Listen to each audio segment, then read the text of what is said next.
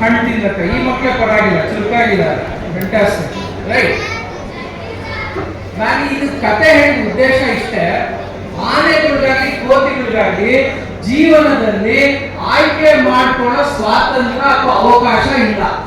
ಯೋಚನೆ ಮಾಡಿ ನೋಡಿ, ಆನೆ ತನ್ನ ಶಕ್ತಿ ಉಪಯೋಗಿಸ್ಕೊಂಡೇ ಬದುಕಬೇಕು, ಕೋತಿ ಏನಾದ್ರು ತಿನ್ಬೇಕು ಅಂದ್ರೆ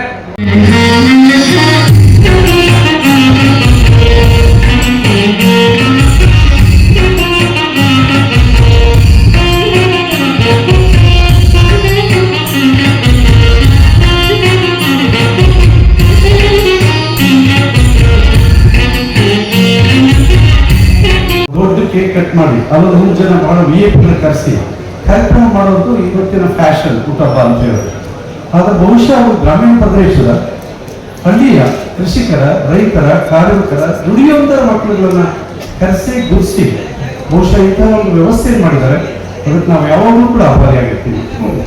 ಇದ್ರ ಜೊತೆಗೆ ಈ ಮಲ್ಲಿಕಾರ್ಜುನ ಅಭಿಮಾನಿ ಸಂಘದವರಿಗೆ ನಾನು ಒಂದು ಸಣ್ಣ ಕೋರಿಕೆ ಮಾಡಲಿಕ್ಕೆ ಇಷ್ಟಪಡ್ತೀನಿ. ಏನು ಅಂತ ಹೇಳಿದ್ರೆ, SSLC ಮತ್ತು PUC ಹೆಚ್ಚು ಅಂಕವನ್ನು ಪಡೆದವರಿಗೆ ಪ್ರತಿ ವರ್ಷ ಉತ್ತಮ ಸಂಘದಲ್ಲಿ ಕೊಡ್ತಾ ಇದ್ದಾರೆ. ಅದು ತುಂಬಾ ಸಂತೋಷ ಪಡ್ಬೇಕಾದ ವಿಚಾರ. ಆದ್ರೆ ಇಲ್ಲಿ ಇಷ್ಟು ಜನ ಇರಲ್ಲ, ಇವರೆಲ್ಲರೂ ಕೂಡ ಯಾವ್ದಾದ್ರು ಕೋರ್ಸ್ ಮುಂದೆ ಹೋಗ್ತಾರೆ. ಇವರಿಗೆ ಆಯಾ ಕಾಲೇಜುಗಳಲ್ಲಿ ಎಷ್ಟೆಷ್ಟು ಪ್ರಮಾಣದಲ್ಲಿ ಡಿಸ್ಟಿಂಕ್ಷನ್ ಬಂದಿದಾರ, ಫಸ್ಟ್ ಕ್ಲಾಸ್ ಬಂದಿದಾರ, ಟಾಪರ್ಸ್ ಬಂದಿದಾರ, ಅದನ್ನು ಒಂದ್ಸರಿ ಗುರುತಿಸಿ ಮುಂದಿನ ಸರಿಯಿಂದ ದಯಮಾಡಿ ಈ ಮಕ್ಕಳುಗಳಿಗೆ ಮತ್ತೆ ಸಿಕ್ಕುವಂತ ಒಂದು ವ್ಯವಸ್ಥೆ ಮಾಡಿದ್ರೆ ಬಹುಶಃ ಈ ಹುಟ್ಟುಹಬ್ಬದ ಸಾರ್ಥಕತೆ ಹೆಚ್ಚು ಮಹತ್ವ ಆಗುತ್ತೆ ಅನ್ನೋ ಮಾತು ಈ ಸಂದರ್ಭದಲ್ಲಿ ಹೇಳಿ ತಮ್ಮೆಲ್ಲರೂ ಕೂಡ ಶುಭವನ್ನು ಕೋರಿ ಮಹಾಸನ್ನಿಧಿಯವರಿಗೆ ಅನಂತ ಅನಂತ ಧನ್ಯವಾದಗಳನ್ನು ಸಮರ್ಪಣೆ ಮಾಡಿ ನನ್ನ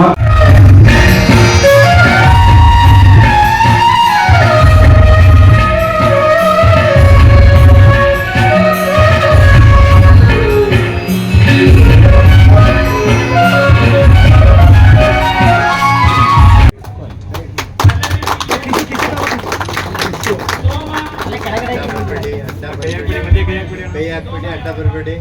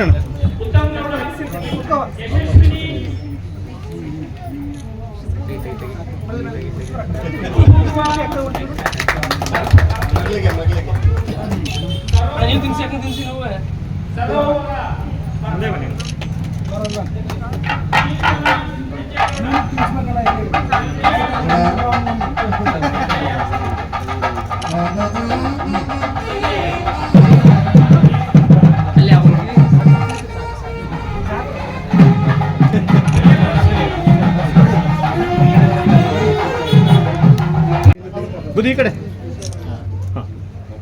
ಹರೀಶಾ ನಿನ್ ಕೇಕ್ ಕಟ್ಟಿ.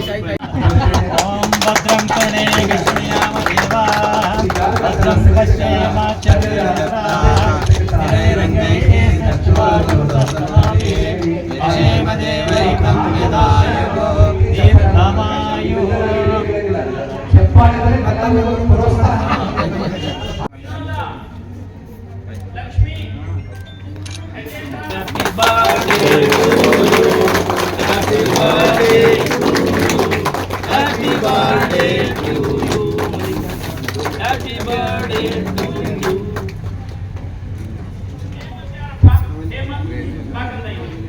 ಆಶೀರ್ವಾದವನ್ನು ಮಾಡಲು ಮುಖಾಂತರವಾಗಿ ಈ ಪ್ರತಿಭಾವಂತ ಮಕ್ಕಳನ್ನ ಪುರಸ್ಕರಿಸಬೇಕು ಅಂತ ಹೇಳಿ ಈ ಮೂಲಕ ತಮ್ಮಲ್ಲಿ ಕೇಳ್ಕೊಳ್ತಾ ವೇದಿಕೆ ಮುಂಭಾಗ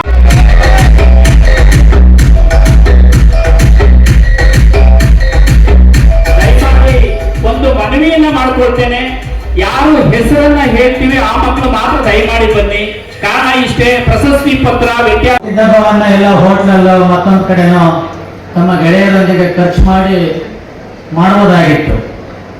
ಆದರೆ ಹುಟ್ಟಿದಬ್ಬವನ್ನು ಪ್ರತಿಭಾ ಪುರಸ್ಕಾರವಾಗಿ ಮಾರ್ಪಾಡು ಮಾಡಿ ಈ ಸಮಾಜಕ್ಕೆ ಇವತ್ತಿನ ಮಕ್ಕಳೇ ಮುಂದಿನ ಪ್ರಜೆಗಳು, ಇವತ್ತಿನ ಈ ನೀವು ಪ್ರತಿಭಾವಂತರೇ ಈ ದೇಶದ ಬೆನ್ನೆಲುಬು ಅಂತಕ್ಕಂಥ ದೃಷ್ಟಿಯನ್ನು ಇಟ್ಕೊಂಡು ಪ್ರತಿಭಾ ಪುರಸ್ಕಾರವನ್ನು ಮಾಡಿದ್ದಾರೆ. ಇದುವರೆಗೂ ಈ ಪರ್ದೆಗಳು ಹಾಕಿದಾಗ ನೀವೆಲ್ಲ ಏನು ಮಾಡ್ತಿದ್ರಿ, ಜಗ ಇತ್ತು, ಒಬ್ರಿಗೊಬ್ರು ಗಾಳಿ ಹೊಡ್ಕೋತಾ ಇದ್ರಿ. ಆದ್ರೂ ತೆಗೆದೇ ಹೋದ್ರು ಅದರಾಗೆ ಕುತ್ಕೊಳ್ತಿದ್ವಿ. ಧಗೆ ಇದ್ರು ನಾವು ತಡ್ಕೊಳ್ತೀವಿ, ಹೌದಾ? ಹೊಗೆ ಇದ್ರು ಬೇಕಾದ್ರೆ ತಡ್ಕೋಬಹುದು. ಹಾಗೆತನ ಇದ್ರೆ ತಡ್ಕೊಳ್ಳಿಕ್ಕೆ ಆಗೋದಿಲ್ಲ, ಬದುಕೋದಕ್ಕೆ ಆಗೋದಿಲ್ಲ ಅಂತಕ್ಕಂಥದ್ದನ್ನ ನಾವು ಕೇಳಿದೆ. ಇಲ್ಲಿ ಮಲ್ಲಿಕಾರ್ಜುನರವರು ಈ ಪ್ರತಿಭಾ ಪುರಸ್ಕಾರ ಇರ್ಬೋದು, ಇಷ್ಟೆಲ್ಲ ಖರ್ಚು ಯಾವುದೋ ಒಂದು ಜಾತಿಗೋಸ್ಕರನೋ ಒಂದು ಸಮುದಾಯಕ್ಕೋಸ್ಕರನೋ ಮಾಡಿಲ್ಲ ಅಂತಕ್ಕಂಥದ್ದು. ನಾವು ಈ ಸಮುದಾಯದಲ್ಲಿ ಹುಟ್ಟಿದ್ದೇನೆ, ಹಾಗಾಗಿ ಈ KR ತಾಲೂಕಿನಲ್ಲಿರ್ತಕ್ಕಂಥ ಸರ್ಕಾರಿ ಶಾಲೆಯ ಇಡೀ ತಾಲೂಕಿನಲ್ಲಿರ್ತಕ್ಕಂಥ ಎಲ್ಲ ಸರ್ಕಾರಿ ಶಾಲೆಯ 2 ಮಕ್ಕಳನ್ನ ಆಯ್ಕೆ ಮಾಡಿಕೊಂಡು ಅವರಿಗೆ ಪುರಸ್ಕಾರವನ್ನು ಮಾಡಬೇಕು ಅಂತಕ್ಕಂಥದ್ದು, ಬೆನ್ನು ತಟ್ಟತಕ್ಕಂಥ ಕೆಲಸವನ್ನ ಮಾಡಬೇಕು ಅಂತಕ್ಕಂಥ ವಿಶೇಷವಾಗಿರ್ತಕ್ಕಂಥ ಆಲೋಚನೆಯನ್ನ ಮಲ್ಲಿಕಾರ್ಜುನರವರು ಮಾಡಿದ್ದಾರೆ ಅಂತಕ್ಕಂಥದ್ದು.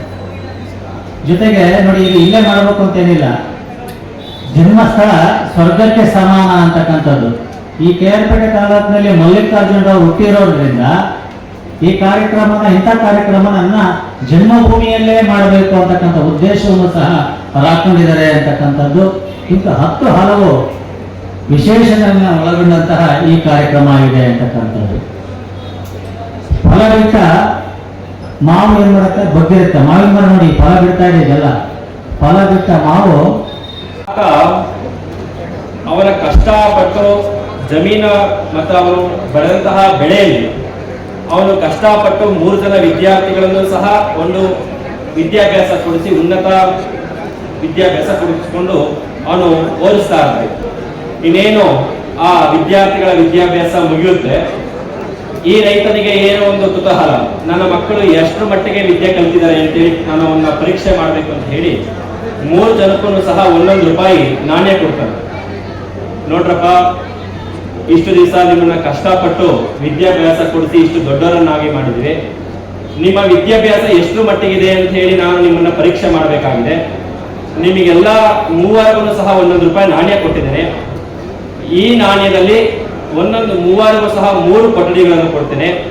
3 ಜನರು ಸಹ 3 ಕೊಠಡಿಗಳ ಭರ್ತಿ ಆಗುವಂತಹ ವಸ್ತುಗಳನ್ನು ನೀವು ತುಂಬಿಸ್ಬೇಕು ಅಂತ ಹೇಳ್ತಾರೆ. ಆಗ ಒಬ್ಬ ಏನ್ ಮಾಡ್ತಾನೆ, ₹1 ಎಷ್ಟು ಬರುತ್ತೋ ಹುಲ್ಲು ಏನ್ ಮಾಡ್ತಾನೆ, ಹುಲ್ಲು ತಂದು ಸುರಿತಾನೆ, ನೆಲಕ್ಕೆಲ್ಲ ಹುಲ್ಲು ತುಂಬ್ತಾನೆ. ಇನ್ನೊಬ್ಬ ಏನ್ ಮಾಡ್ತಾನೆ, ಕಡಲೆಪುರಿ ತಂದು ಕಡಲೆಪುರಿ ಸುರಿತಾನೆ. ಕೊನೆಗೆ ಏನ್ ಮಾಡ್ತಾನೆ, ಒಂದು ಮೇಣದ ಬತ್ತಿ ತಂದುಬಿಟ್ಟು ಒಂದು ರೂಮಲ್ಲಿ ಮೇಣದ ಬತ್ತಿ ಹಚ್ಚಿ ಇಡ್ತಾನೆ. ಆಗ ತಂದೆ 3 ಜನರನ್ನು ಪರೀಕ್ಷೆ ಮಾಡ್ತಾನೆ. ಅದರಲ್ಲಿ ಉತ್ತೀರ್ಣನಾದವನು 3ನೇ. ಏಕೆ ಅಂತಂದ್ರೆ ನಾವೆಲ್ಲ ಜ್ಞಾನದ ಸಂಪತ್ತನ್ನ ನಾವು ಬೆಳೆಸ್ಕೊಂಡು ಹೋಗ್ತಾ ಇರ್ತೇವೆ. ಆದ್ರೆ ನಾವೆಲ್ಲ ಯೋಚನೆ ಮಾಡಬೇಕು, ಒಂದು ಚಿನ್ನದ ಹಣತೆ ಹಚ್ಚಿದ್ರು ಸಹ ನಮಗೆ ಏನಾಗುತ್ತೆ, ಬೆಳಕು ನೀಡುತ್ತೆ. ಒಂದು ಮಣ್ಣಿನ ದೀಪ ಹಚ್ಚಿದ್ರು ಸಹ ಬೆಳಕು ಕೊಡುತ್ತೆ. ನಾವು ಶ್ರೀಮಂತ ಕುಟುಂಬದಲ್ಲಿ ಹುಟ್ಟಿದ್ದೇವೆ, ನಾವು ಉನ್ನತ ಶಾಲೆಗಳಲ್ಲಿ ಓದಬೇಕು ಅಂತ ಒಂದು ಕಡೆ ಆದ್ರೆ, ನಾವು ಬಡವರ ಕುಟುಂಬದಲ್ಲಿ ಹುಟ್ಟಿದ್ದೇವೆ, ನಾವು ಸರ್ಕಾರಿ ಶಾಲೆಗಳಲ್ಲಿ ಓದಬೇಕು ಅಂತ ಹೇಳಿ ಒಂದು ಭಾಗ ಆಗುತ್ತೆ. ಇತ್ತೀಚಿನ ದಿನಗಳಲ್ಲಿ ಏನಾಗ್ತದೆ, ಸರ್ಕಾರಿ ಶಾಲೆಗಳು ಮುಚ್ಚುವಂತ ಕೆಲಸಗಳು ಆಗ್ತಾ ಇದೆ. ಎಷ್ಟೋ ಹಳ್ಳಿಗಳಲ್ಲಿ ಈಗಾಗಲೇ ಪ್ರತಿ ಗ್ರಾಮಗಳಲ್ಲೂ ಕೂಡ ನಮ್ಮ ಮಲ್ಲಿಕಾರ್ಜುನ್ ಸರ್ ಅಂತವರು ಹುಟ್ಟಬೇಕು. ಈ ತಾಲೂಕಿನ ಬಡ ಕುಟುಂಬದಲ್ಲಿ ಹುಟ್ಟಿ ಸಾಧನೆ ಮಾಡಿದ ನಂತರ, ದೇವರು ಎಲ್ಲವನ್ನೂ ಕೊಟ್ಟ ನಂತರ ನಮ್ಮ ಕುಟುಂಬವನ್ನ, ನಮ್ಮ ಸಮಾಜವನ್ನ, ನಮ್ಮ ಎಲ್ಲ ಮಕ್ಕಳನ್ನ ಗುರುತಿಸಿ ಅವರು ಕೂಡ ಈ ದೇಶದ ಸತ್ಪ್ರಜೆಗಳಾಗಬೇಕು ಅಂತ ಹೇಳಿ ಇಂಥ ಕಾರ್ಯಕ್ರಮವನ್ನು ಪ್ರತಿ ವರ್ಷ ಅವರು ನಡೆಸ್ಕೊಂಡು ಬರ್ತಾ ಇದ್ದಾರೆ. ಪ್ರೀತಿಯ ಮಕ್ಕಳೇ, ನಿಮ್ಗೆ ಹೇಳೋದಾದ್ರೂ ಇಷ್ಟೇ, ನೀವೆಲ್ಲರೂ ಕೂಡ 21ನೇ ಶತಮಾನದಲ್ಲಿ ಸಾಕಷ್ಟು ಸೌಲಭ್ಯಗಳನ್ನ ಪಡ್ಕೊಂಡಿದ್ದೀರಿ, ಸಾಕಷ್ಟು ಏಳು ಬೀಳುಗಳನ್ನ ಕಾಣ್ತಾ ಇದ್ದೀರಿ. ವೇದಿಕೆಯ ಮೇಲೆ ಇರ್ತಕ್ಕಂಥವರೆಲ್ಲರೂ ಕೂಡ ರೈತ ಕುಟುಂಬಗಳಲ್ಲಿ, ಬಡ ಕುಟುಂಬಗಳಲ್ಲಿ ಹುಟ್ಟು ಬೆಳೆದು ಸಾಧನೆ ಮಾಡಿದವರು. ಆ ತಲೆಮಾರು ಬೇರೆ, ನಿಮ್ಮ ತಲೆಮಾರಿಗೆ ಎಲ್ಲ ಸೌಲಭ್ಯಗಳನ್ನು ಕೂಡ ಮಲ್ಲಿಕಾರ್ಜುನ್ ಸರ್ ಅಂತ ಸಾಕಷ್ಟು ಸಮಾಜ ಸೇವಕರು ನಿಮಗೆ ಬೆನ್ನಿಂದ ಇದ್ದಾರೆ, ಎಲ್ಲ ಅನುಕೂಲಗಳನ್ನು ಕೂಡ ಮಾಡಿಕೊಡಲು ಬಂದಿದ್ದಾರೆ. ಆದ್ರೆ ನೀವು ಅದನ್ನ ಬಳಸ್ಕೊಳ್ಬೇಕು. ಬಡತನ ಇರಬೇಕು ಮನುಷ್ಯನಿಗೆ. ಬಡತನ ಇಲ್ಲ ಅಂದ್ರೆ, ಶ್ರಮ ಇಲ್ಲ ಅಂದ್ರೆ ನಾವ್ ಯಾವುದೂ ಸಾಧನೆ ಮಾಡಕ್ಕಾಗಲ್ಲ.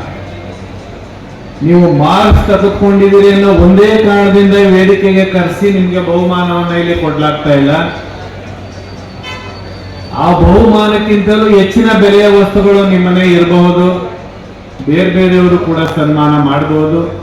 ಮುಂದೆ ದೊಡ್ಡ ದೊಡ್ಡ ಉದ್ಯೋಗಕ್ಕೆ ಹೋಗಿ ಮಲ್ಲಿಕಾರ್ಜುನ್ ಸರ್ ಅವ್ರಿಗಿಂತ ದೊಡ್ಡ ವ್ಯಕ್ತಿಗಳಾಗಿ ದೇಶ ವಿದೇಶಗಳಿಗೂ ತಾವು ಹೋಗ್ಬಹುದು. ನಮ್ಮ ಶಂಕರ್ ಬೆಳ್ಳೂರು ಸರ್ ಬಂದಿದ್ದಾರೆ. ಕಳೆದ ಬಾರಿಯೂ ಕೂಡ ತಮಗೆ ವೃತ್ತಿ ಮಾರ್ಗದರ್ಶನ ಮಾಡಿದ್ರು. ಓದುವುದು ಎಷ್ಟು ಮುಖ್ಯವೋ ಬದುಕಿನಲ್ಲಿ ವೃತ್ತಿಯನ್ನು ಕೂಡ ಆಯ್ಕೆ ಮಾಡಿಕೊಂಡು ಯಶಸ್ಸನ್ನು ಗಳಿಸೋದು ಕೂಡ ಅಷ್ಟೇ ಮುಖ್ಯ. ಅದರ ಬಗ್ಗೆ ಅವರು ಕೂಡ ಡೀಟೇಲ್ ಆಗಿ ಮಾತನಾಡ್ತಾರೆ. ಓದಿ ಪ್ರತಿಭೆಯನ್ನ ಮಾಡಿದಿರಿ. ಈ ಬಾರಿ ಅಂತೂ ಯಾರು ಅತ್ಯುತ್ತಮವಾದ ಮಾರ್ಕ್ಸ್ ಅನ್ನು ತೆಗೆದುಕೊಂಡು ನೀವೆಲ್ಲ ಬಂದಿದ್ದೀರಿ. ಖಂಡಿತ ನೀವೆಲ್ಲ ಸಮಾಜದ ದೃಷ್ಟಿಯಲ್ಲಿ, ಇಲಾಖೆಯ ದೃಷ್ಟಿಯಲ್ಲಿ ತಾವು ಪ್ರತಿಭಾನ್ವಿತರು ಅಂತೇಳಿ ನಾವಾಗ್ಲೇ